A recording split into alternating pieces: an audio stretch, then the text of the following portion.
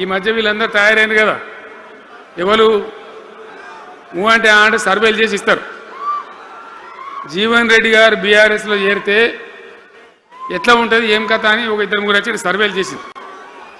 మీ నియోజకవర్గం కాదు, మీ నియోజకవర్గంలో ఆటం బాంబే పేలిపోయింది, దానిలో మాటనే లేదు. అసలు జగిత్యాల నియోజకవర్గం గురించి చర్చ లేదు.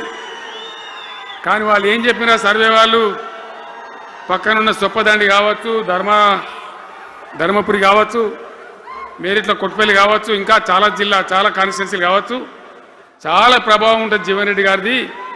ఒక అద్భుతమైనటువంటి దీంతో రాజకీయమైన ఇది వస్తుందని చెప్పి వాళ్ళు సర్వే చేసి చెప్పినారు. అది జీవన్ రెడ్డి గారికి ఉన్నటువంటి విశిష్టత. ఒక నియోజకవర్గానికో 10 మందికో కాకుండా తనకు ఏ హోదా లభించినా, ఏ హోదాలో పనిచేసినా చాలా బ్రహ్మాండంగా ఆయన ఇక్కడ ప్రాంతం కోసం తపన పడ్డాడు.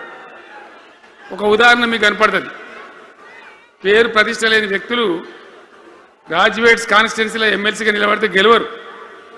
ఆయన శాసనసభ్యునిగా ఇక్కడ ఓటమి చెందినా ఇమ్మీడియట్గా మళ్ళీ ఎమ్మెల్సీగా పోటీ చేస్తే ఇక్కడ ఉండబడే విజ్ఞులందరూ కూడా బ్రహ్మాండంగా గెలిపించింది.